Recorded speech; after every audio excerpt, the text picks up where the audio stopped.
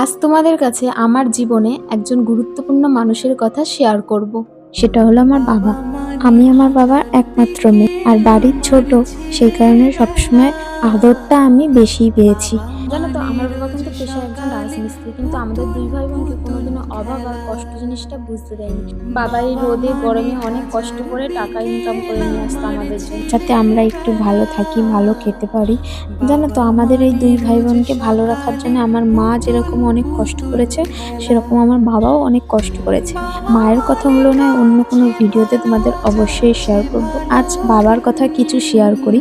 জানো তো, এমনও দিন গেছে বাবা হয়তো কাজের সাইডে গিয়ে ভাড়া থেকে পড়ে গেছে, পায়ে পেরেক ফুটে গেছে, হাতে হাতুড়ির বাড়ি লেগেছে, সেই ব্যথা নিয়ে বাবা হয়তো কাজ করেছে। আমাদের বাড়িতে এসে কাউকে কিচ্ছু বলেনি, জানায়নি। সেই ব্যথা নিয়ে হয়তো আবার পরের দিন কাজেও গেছে। আমরা জানতেও পারতাম না যে বাবা এতটা পরিমাণে কাজের সাইডে গিয়ে ব্যথা পেয়েছে। হয়তো লোকের মুখ থেকে পরে শুনতে পেতাম বাবা কাজের সাইডে গিয়ে এরকম ভীষণ ব্যথা পেয়েছে, কিন্তু বাবা কোনোদিনই বাড়িতে এসে বলতো না। বাবা ভালো মতো জানতো যে বাড়িতে যদি বলি বাবাকে, আর পরের দিন এই ব্যথা নিয়ে আমরা কাজে যেতে দেবো না। তো আমরা যখন পরে জানতে পারতাম, তখন বাবার কাছে গিয়ে বাবাকে যখন জিজ্ঞাসা করতাম, বাবা তোমার কোথায় ব্যথা লেগেছে, দেখাও, বলো, তো বাবা তখন বলতো না না, সেরকম কিছুই হয়নি, একটুখানি লেগেছিল, কমে গেছে। বাবারা না ভীষণ চাপা স্বভাবের হয়, তাদের মনের কষ্টটা মনেই রেখে দেয়। আমাদের কি, একটুখানি ব্যথা লাগলে কান্নাকাটি করি, আর বাবারা প্রকাশ করা তো অনেক দূরের কথা, সে যে ব্যথাটা পেয়েছে সেটাই কাউকে বুঝতে দেবে না। তোমাদের কাছে একটা ছোট্ট কথা শেয়ার করি। কদিন আগে আমার ভীষণ শরীর খারাপ হয়েছিল। শরীর খারাপ হওয়ার কারণে আমি হসপিটালে ভর্তি ছিলাম বেশ কয়েকদিন। তো সেই সময় যেহেতু আমার কাছে মেয়েদের কাউকে থাকতে হবে, তো আমার কাছে আমার মা